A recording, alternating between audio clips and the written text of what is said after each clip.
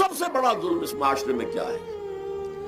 جو بچپن ہی سے احساسات کے اوپر ایک بوجھ بن جاتا ہے بچیوں کے کہ بیٹے کو افضل سمجھتے ہیں، بیٹی کو جو ہے گھٹیا سمجھتے ہیں. اس قدر ناانصافی، اس قدر ناانصافی. اسی باپ کے نطفے سے بیٹا بھی ہے اور بیٹی بھی ہے، اسی ماں کے رحم میں بیٹے نے بھی پرورش پائی ہے، بیٹی نے بھی پرورش. بعضکم من بعض، قرآن کہتا ہے تم سب ایک دوسرے میں سے ہو، کوئی ففضل نہیں، کوئی گھٹیا نہیں. اللہ تعالیٰ نے، اللہ کے نبی نے کسی بیٹے کی پرورش پر کوئی اجر و ثواب نہیں بتایا. ہاں 2 یا 3 بیٹیوں کو پال پوس کر، تہذیب سکھا کر، پھر ان کی شادی کر کے ان کے گھروں میں پہنچا دیا، جنت کی ضمانت اللہ تعالیٰ دے رہا ہے.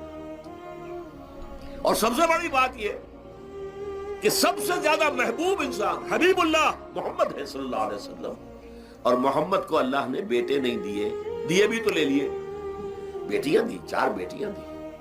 اور کتنی محبت کرتے تھے محمد صلی اللہ علیہ وسلم کی بیٹیوں سے، خاص طور پر حضرت فاطمہ سے. وہ تو آپ سیرت میں پڑھیے کتنی محبت، کس قدر محبت. سب سے چھوٹی تھی شاید اس لیے. بہرحال پہلی بات تو یہ بچپن ہی سے وہ دعویٰ پڑھنا شروع ہو جاتا ہے بچیوں کے ذہنوں پر کہ ہم کو گھٹیا ہیں، ہمارے بھائی بڑیاں ہیں، ہمارے والدین جو ہیں ان سے زیادہ محبت کرتے ہیں، ہم سے نہیں کرتے. پھر شادی میں اکثر و بیشتر لڑکیوں کی مرضی کا کوئی خیال نہیں کیا جاتا.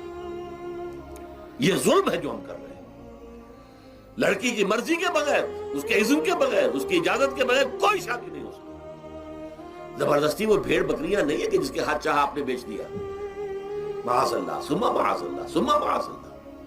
یہ ضرور ہے کنواری بیٹی ہے تو اس سے صرف آپ نے پوچھا اور وہ خاموش رہی، بس یہ بھی کافی ہے.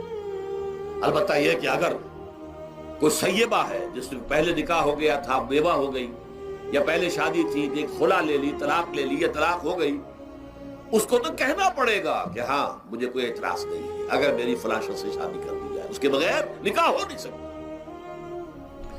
پھر ان سب کے اوپر سب سے بڑا ظلم، یہ تو اللہ تعالیٰ آپ کو توفیق دے تو دوسرا رکوع سورہ نساء کا پڑھے. کتنی تاکید کے ساتھ احکام آئے ہیں وراثت کے. وراثت مما قل منہ او کثر، چاہے زیادہ مال کسی نے چھوڑا ہو چاہے تھوڑا سا چھوڑا ہو، لیکن وراثت کے احکام جو ہیں ان کو نافذ کرنا ہوگا. نصیبا مفروضا، یہ اللہ کی طرف سے حصے ہیں جو مقرر کر دیے گئے ہیں. لیکن ہمارے معاشرے میں کون ہے جو بیٹیوں کو دینے کو تیار ہو اور بہنوں کو دینے کو